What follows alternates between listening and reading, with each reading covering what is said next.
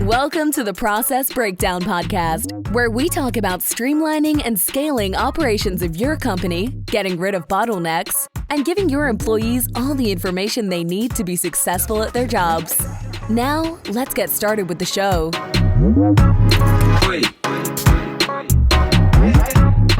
Dr. Jeremy Weisz here, host of the Process Breakdown Podcast, where we talk about streamlining and scaling operations of your company, getting rid of bottlenecks, and giving your staff everything they need to be successful at their job. Michon, I always like to mention some past guests people can check out. We have some really cool guests, including today's guest, which I'll introduce in a second. But we had David Allen of Getting Things Done. I've read his book many times, and Michael Gerber of the E-Myth, and many, many more. So check out more episodes. This episode is brought to you by Sweet Process. So if you've had team members ask you the same questions over and over again, and it may be the 10th time you spent explaining it, Michon, I always like to say there is a better way. There is actually a solution. Sweet Process is a software that makes it drop dead easy to train and onboard new staff and save time with existing staff. And I was talking with the founder, Owen. Not only do universities, banks, hospitals, and software companies use them, but first responder government agencies use them in life or death situations to run their operations. So you can use Sweet Process to document all the repetitive tasks that eat up your precious time, so you can focus on growing your team and doing what your company does best. So sign up for a free 14-day trial. No credit card is required. Go to sweetprocess.com. It's sweet like candy, SWEET process.com. Today, we have Michon Pinnix, and she has over 18 years of experience in strategy, corporate development, commercial operations. When I was reading up on you, Michon, I was like, everyone considers themselves a slacker compared to what you've done and worked on. And I want to call you master, but you won't let me. But Michon has been serving as an executive at Chimera Bioengineering, which we're going to talk about, working on controls for cell and gene therapy and solid tumors. She's been instrumental in their fundraising, partnership efforts, and as well as building out their operations and strategy. And she received her undergraduate degrees in chemistry and chemical engineering through a dual program with Spelman College and Georgia Tech, and went on to obtain her advanced degree in fluid mechanics from Stanford and MBA from Harvard Business School. So we have no slacker on the line here. So Michon, thanks for joining me. Thank you so much for having me. It's a pleasure to be here. You know, we're going to dig deep, and I want to, you'll talk about partnerships. We'll talk about recruiting and retaining with the umbrella of diversity, equity, inclusion. But I wanted you to start with, what is Chimera, a little bit more about what Chimera does.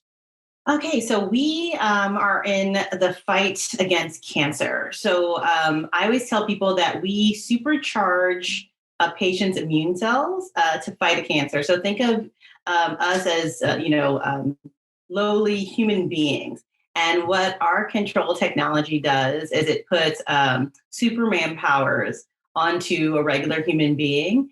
And then our controls help that human being control the superpower so it doesn't overwhelm this lowly human.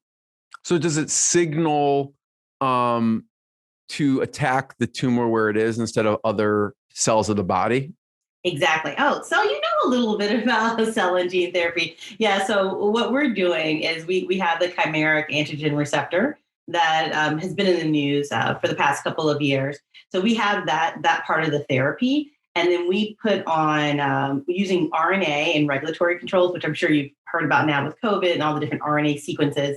But we actually use the RNA to control when a therapeutic is released. So our control finds its way to the target, which is just the cancer itself, and it differentiates between a normal tissue cell and this cancer cell. And then once it gets to the cancer, it then releases an additional payload or therapy in addition to the CAR T that can actually break through the walls of the tumor and get inside and hopefully help it get killed. Yeah, what I visualize, and you could correct me, is I kind of visualize a heat-seeking missile. Yes. That basically, because the issue with cancer treatments is it attacks healthy. I mean, a lot of kind of conventional cancer treatments is it attacks healthy cells and the cancer cells to hopefully kill off enough of the cancer cells for the body to fight itself. But this is a really kind of a heat-seeking missile approach. Exactly. And the one other layer I would put on there is sometimes you have to worry about the cancer attacking healthy cells, but sometimes you have to worry about your healthy cells attacking the treatment. So remember, your immune system is there to surveil and make sure that there's no foreign obstacles in the way. So you think about people having allergies at springtime. Your body thinks that the pollen is a foreign invader and attacks. So it's the same thing with cancer in the immune system. So our controls are not only heat seeking, but they're also dodging some of the surveillance of our own immune system it's almost like by having an invisible cloak. Yeah, I love it. I love it. And if you check out, people can check out when I say Chimera, it's CHIMERA.bio. Yes. And there's a amazing, crazy looking technology that is green and purple, and you should check it out on their website. Yeah.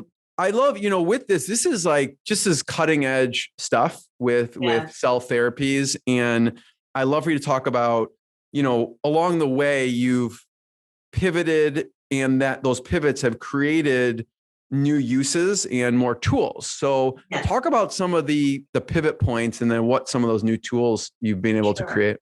So the company was founded 5 years ago with something called a ribozyme switch. So we were thinking of how do you turn the therapy on and then off?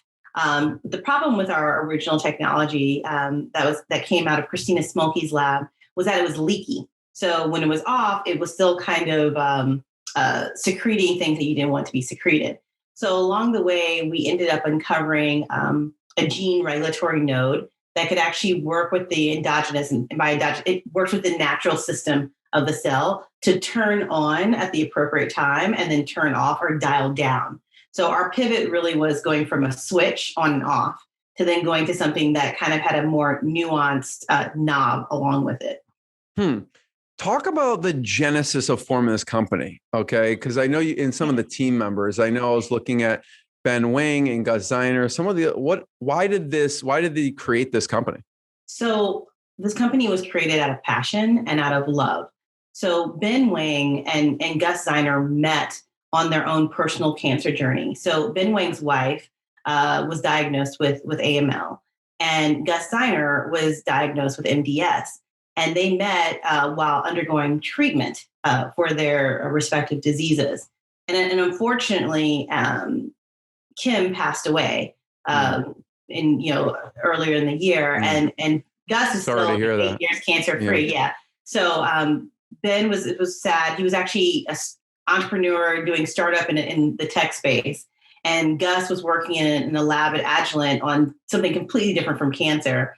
And he said, now that I've, kicked cancer in the butt, I think I want to work on something that's valuable. Like I want to do something with my life that I've been given, that I've been gifted after this cancer diagnosis. So he went and dragged Ben out of his sadness and grief and said, let's take your startup money and let's take my experience with RNA biology and F cancer, basically. Yeah. And so they started the company just on a napkin at a restaurant in San Jose that has like some nasty barbecue. I'm plant-based, so I don't eat that crap, but they love it.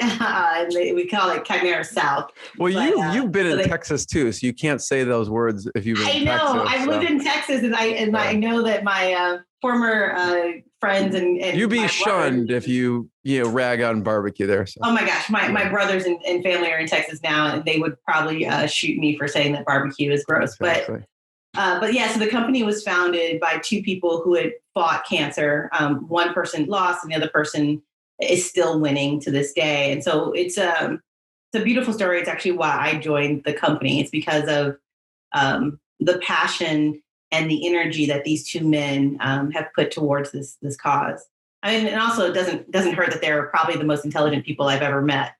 But it's not common that you see someone forming a company like this on a napkin. I visualize software companies, but not necessarily a cell therapy company. No, these guys, many napkins and beers were drank coming up with this company. You talk about the mission, and that's why you joined the company. And it kind of relates to what we were going to talk about, recruiting and retaining. So talk a little bit about what attracts, how to best recruit and retain. And we can start off with kind of maybe mission and other things you feel is important. Well, I think, you want to recruit people who are aligned with your mission and who are aligned with the values, because at the end of the day, people come to a company because of the marketing or the jazz or the sexiness, right? But people tend to stay because of the people. It's very, very rare that people say, oh, I left because I don't align with the science or I don't align with the mission. It really comes down to, I left because my boss sucks, or because there are a lot of, jerks that work in the company. So I think for us, getting people in the door is really, here's our story. We're fighting cancer. It's cell and gene therapy. It's sexy. It's hot. But really keeping people is where that inclusiveness comes in, where everyone feels like they belong to the tribe. What do you find is important in the recruiting piece? Oh, God. I mean, the biggest thing I think is, oh my gosh, I can't believe I'm even gonna say this, is someone's objective function. And hopefully this recording will not go to Ben Wang, because he says this all the time. I mean, it's what are people looking to get out of life? Like, what is their purpose, right? And I think when I think of we have a team of 16 folks. And when I think of everyone that's on our team, we haven't lost any. Like, everyone who leaves either leaves to go to school or to go be a philosopher or something, right? It's people who want to do something bigger in this world, right? And a lot of people say that. But that's really the first step, is like, how do you want to be part of something great? You want to be part of a company that feels like a family. Which, we can talk about balancing being a family versus having a more professional culture. But we definitely have a strong sense of loyalty, a strong sense of belonging, and a strong sense of the mission. Yeah. I'm curious your advice on this part. So I could totally see, like, if you're in a purpose-driven company, mission-based, especially if you're fighting cancer, and you're creating these cutting edge gene therapies or cell therapies, I could see that. What would you say to someone who is, I just create a widget or something? It's not as really, I mean, it's baked into the DNA, no pun intended, of this company. Yeah. What would you say to someone who doesn't have that? It's like totally obvious with what you do, but like, I just sell a widget. That's a good question. I'm just thinking about my career and some of the places that I've worked. Yeah. I've always felt like there is a bigger purpose, right? I mean, DuPont, we're making coatings for people's boats and the solar panels, right? I did some consulting projects for some consumer products around shampoo and conditioner, which, it's important to me. I think so. Maybe making people feel good about themselves or something like that. Right. Like, I mean, fighting cancer is obviously, like, I win in terms of things to do for fighting, the purpose, right? But I think that there can be a sense of purpose and making people feel beautiful, with skincare products and consumer products. I think, widgets can help enable, devices for helping people get around, whether it's, wheelchairs for disabled folks or disadvantaged folks, or if it's just creating a piece of equipment that's going to help automate a process that's very labor intensive for people, right? So it's just kind of finding that purpose and teasing it out. But then again, not everybody is purpose driven, right? Some people are driven by money, or what I like to call coin op, right? And that's okay too. It just depends on what you're trying to get out and pull out of your team. Yeah. But I think with any product, I just wanted to bring that up because people may be thinking, well, I think there's always an application, like even with your DuPont and you worked at, on the Teflon stuff, you could arguably say, I help men and women not get frustrated when they're cooking to help feed their family. I don't know. There's always something you can create. Yeah, exactly. It's not going to be like fighting cancer, maybe, but there's some fighting great. Cancer, like I feel like I'm winning right now. Like I was like, kind of a big deal because I'm fighting cancer. But I mean, like when I was at DuPont, I was there for 5 years. I worked, at a plant in Orange, Texas, and then I went into Wilmington, Delaware. And I got to tell you, I was excited about working there too. I was like, it's DuPont, people can't have a bad name about the environment, but look at all the ways that we're doing. We actually put measures in place for, protecting the air and, deep water wells and deep wells, things like that. And I remember when I left thinking, these Teflon films are helping create photovoltaic panels for renewable energy. So it's like solar energy. It's going to be the next thing where people are going to have solar panels on their rooftops and not have to use other forms of energy. So you can twist that. You can frame it so that you're purposeful in anything you do. Yeah. Let's talk about the diversity, equity, inclusion piece. I mean, it's one of my favorites. I'm going to just throw it out there and let you chat about it. Because I mean, it's always important, but now it's just come to the forefront of everything in society based on what is happening in the world. And now it's not that subtle thing. It's like right in front of everyone's face all the time. Yeah. So how does the recruiting, retaining, talk about it under the diversity, equity, inclusion umbrella? I mean, I got to say, again, being a woman of color, obviously non-white. If you're watching the video, yes. I mean, I don't know if you noticed, but I mean, this is something I've dealt with for the past 18 years, right? And this is something that my mother, my father dealt with in the 70s and 80s. So I am really hopeful about this opportunity with DEI. I guess. Talk about, just expand on dealt with for a second and what you mean. I mean, there are systemic barriers that are in place within the United States, honestly, within the world, right? I can speak to the United States because that's where most of my jobs have been. But there are barriers in place that prevent people from moving up. And it's not something that's necessarily very obvious. And like some of the examples that I give, when I was consulting on a project, my name could be a masculine name, and this is more of a woman slant of dealing with something. When we had a project and we were going to this company's, kind of meet and greet, and we get there and the meet and greet was at an establishment that was at a gentleman's club that I would not feel comfortable. A gentleman's club. A gentleman's club, right. And I was like, oh, so there are women there. But all the other women were topless. And I felt extremely uncomfortable. There was back up for a second. There's a meeting at a gentleman's club? Yeah. So then a business meeting. Like a business meeting. And I'm relatively young. This happened, this is in the 2000s. So talk about an awkward moment. And what was sadly, I felt like I felt more uncomfortable than anyone else there. And when I came back and when I reflect on this moment, I'm like, they should have been super uncomfortable. They should have been really like, what the heck? Who has a meeting at a gentleman's club? Apparently, this company does, and this is a boys club, right? Wow. Yeah. And I excused myself, and one of the partners at the company also went home with me. And I ended up, and the way it was dealt with, we didn't lose the client. They kept meeting. I just was no longer on that project.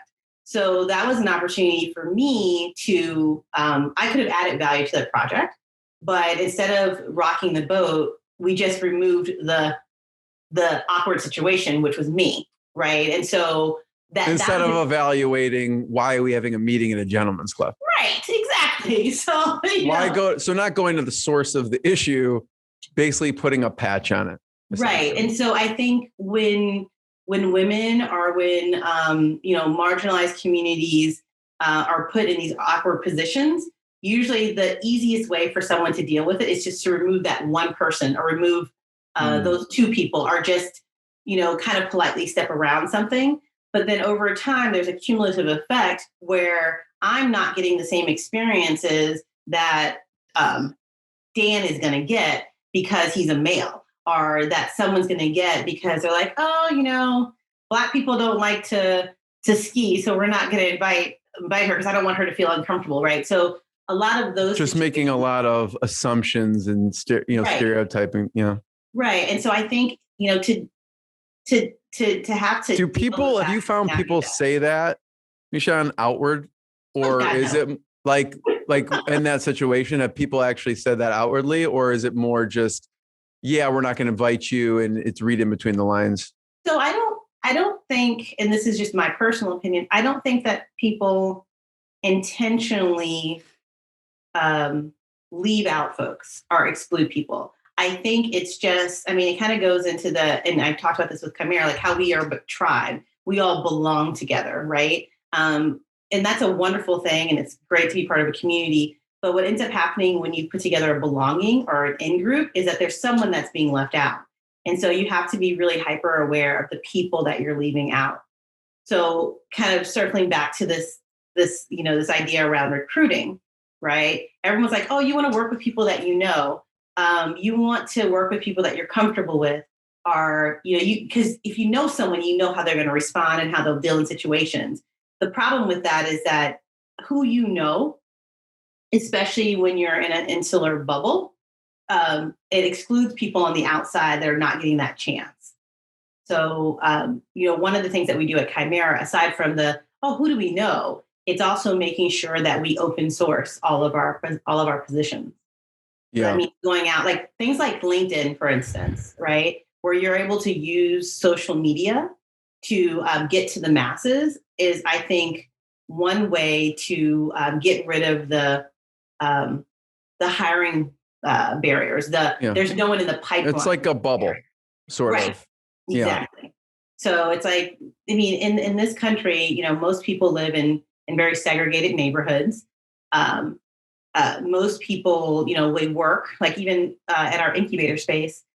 I've been there 4 years. And there was a time, I was the only Black person in the building, right? So you have to open up in order to recruit, you've got to open up the boundaries, open up the borders, and open up how you're looking at things. It's not about who you know. Yeah. I would love to hear your thoughts on how companies can be better about this. Because even if you go to big metropolitan cities, like, I'm in Chicago, it's very diverse, but it's very people live in neighborhoods, you can go to Little Italy, you can go to, different areas of town, and people live with the people they're comfortable with, or around the people they're comfortable with. So it's still, no matter how progressive or large city, it still happens all the time. Mm-hmm. And I don't think you can top, Michon, that story about the gentleman's club, removing someone from an awkward situation instead of getting to the root of the problem. Mm-hmm. How can companies be better? So you mentioned, broadening it on social media and LinkedIn. So it gets away from people's individual network, which may be just more of a bubble of society. Right. What else can people do to be better about the diversity, equity, inclusion? I think we can also recruit from colleges and universities that are either historically Black or have a tendency to have a larger population of Asian or international. When you think about diversity, it's not just a Black and white issue, right? It's also LGBTQ. It's Asian. It's Latinx. It's like, how do you go to where those people are, where those people are being educated, and pull them, and then give them a network of support and the infrastructure once they get into the company to feel valued. Yeah. What else? So I like that. Basically go, because there's top people at all universities, so you can pretty much recruit from anywhere, Yeah, exactly. I could tell you, at Harvard Business School, there are 56 out of the 900 students that come in a year are Black, right? That's a stupidly small amount of students, right? But where do they go recruit? HBS goes to Spelman College, like where I went to school. that he goes to Hampton University and to Howard University. I mean, there are a lot of schools that are producing really top quality candidates. They just need to go and say, hey, come here, and get them into those programs. I mean, I think the other thing about recruiting, I find that there are a lot of programs to recruit, but I find that there are not as many programs to retain, right, and to promote within. And just like when you think about someone being brought up to being groomed to being a CEO, you need to groom people, right? You need to meet them where they are and help them along the way. And I think that's probably the biggest challenge that we're having now. And in addition to like those systemic barriers, it's really the, making, you bring the diversity in, but then also how do you make them feel included and like they belong, that they have a voice? So how do you do that? And I want to comment on that for a second, because it's like a chicken and the egg, right? If you don't recruit properly, and you don't have the diversity of the recruiting, well, then you bring people in, they're not going to feel comfortable. So just naturally. So if you can't have one without the other, I see it. Yeah. And I got to tell you, I mean, most like even in our company, so like if you think about Chimera as a whole, and I actually wrote this down for you because I was like, oh, I need to think about this. I mean, we're 44% women.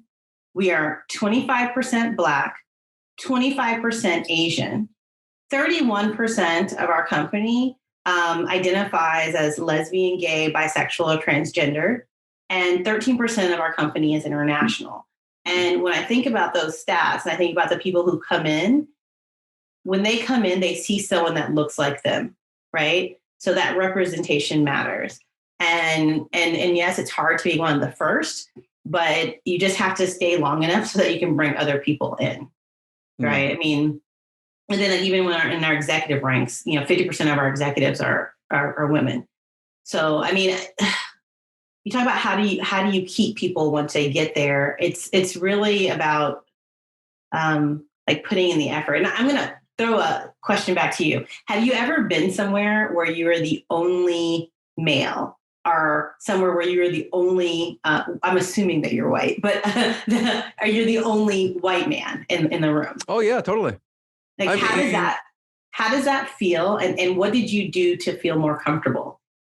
I mean, I think also like by religion, I'm Jewish. And so I've definitely been in areas where I have felt uncomfortable, even though maybe people wouldn't know it necessarily. Mm-hmm. Maybe they would, maybe they wouldn't, so I've definitely been in situations where it felt uncomfortable, How did I mean, in that situation, I'm like, how can I get out of here as quickly as possible? Okay.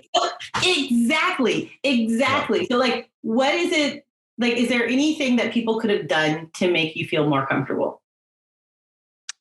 I don't know necessarily, because if you're in a group, in a setting, in a public place, like even if one person does, it's still the whole environment, right? Mm-hmm. Mm-hmm. So it's possible. Yeah.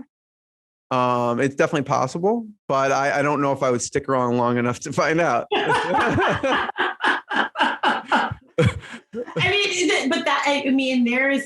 It's back to your example of the chicken and the egg, right? And it's like, it's not, and I found like for myself, my secret talent, my superpower, as one of my co-founders likes to say, is that I'm really good at like reading the room and working with people. But because I was a military brat and I was constantly moving, I was always the new kid, I've developed this power to adapt to different situations and to kind of push through my discomfort.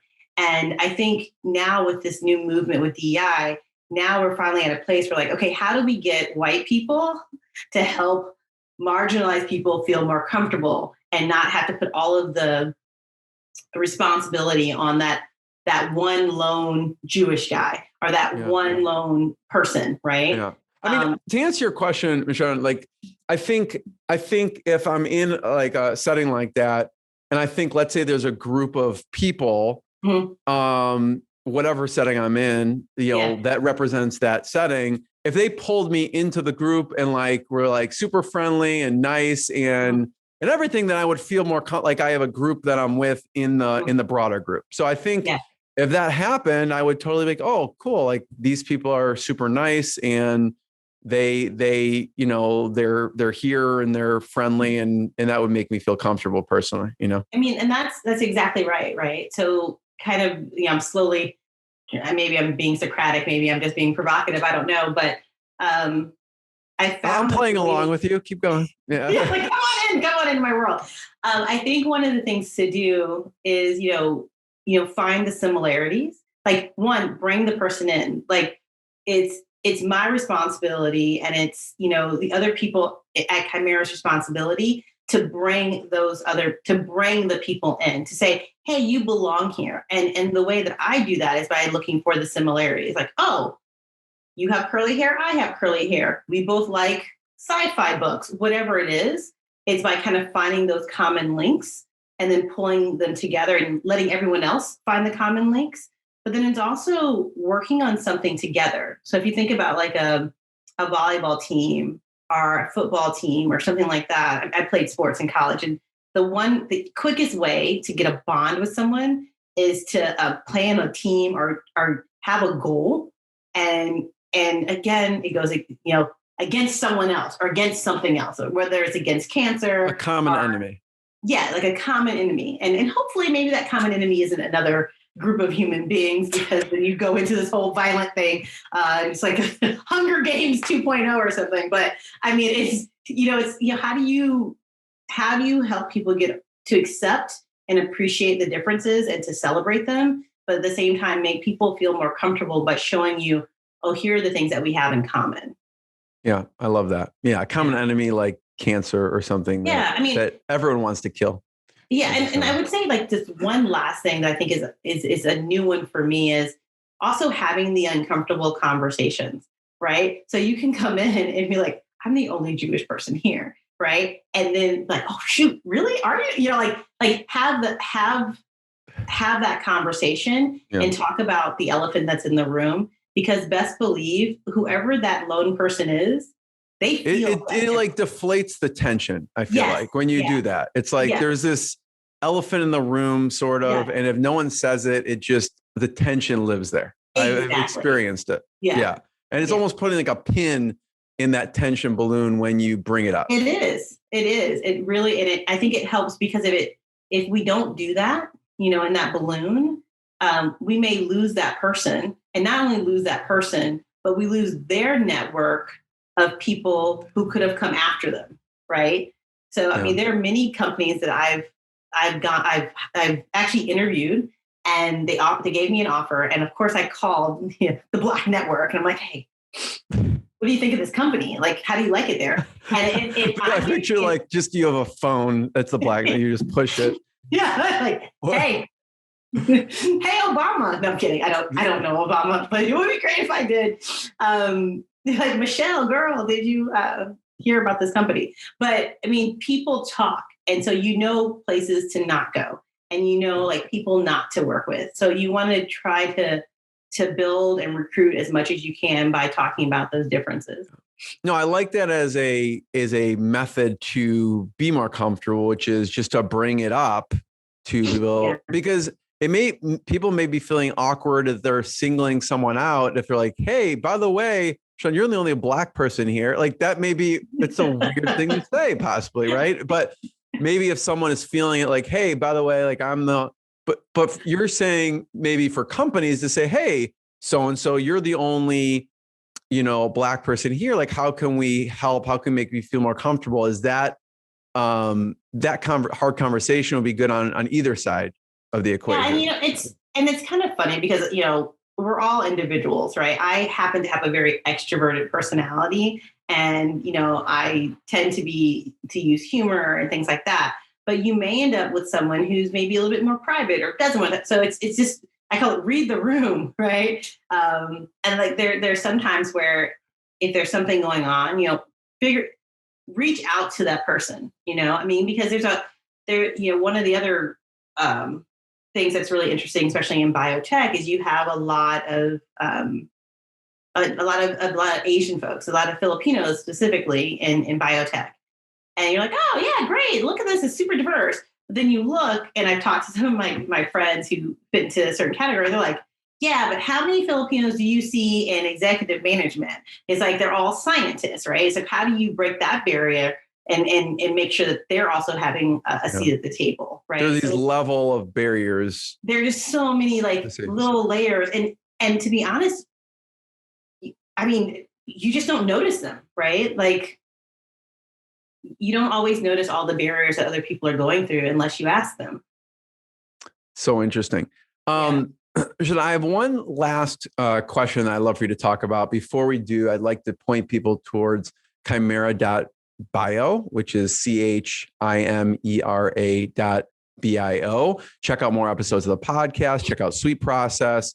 Michon, last question. I'd love to hear about partnerships. You helped Chimera with partnerships and your recommendations for forming these partnerships and what you did in that realm.